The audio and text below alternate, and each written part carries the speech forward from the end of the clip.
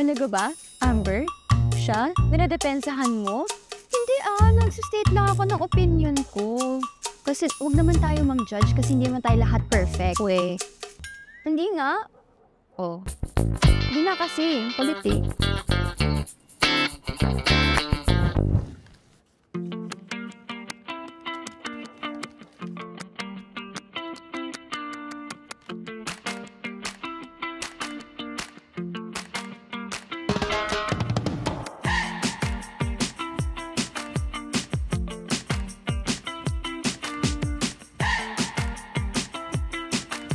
Kaya ka pala lalang gumaganda eh. Yan pala yung gamit mo? Oh my God! Anong ginagawa mo dito? Wala lang. Naisip ko lang baka kailangan mo na kasama.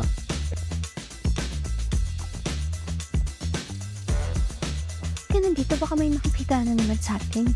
Wala. Baka isipin nila yung isang good girl, perfect Amber, ay may kasamang pasaway na tulad ko. Huwag mo nga ako gawa ng kwento, Damian. Gets ko naman, Amber, na you're trying to protect your good girl image. Alam mo namang hindi yan yung ibig kong sabihin, di ba, Damian? Hindi ba? Bakit? Hindi ba?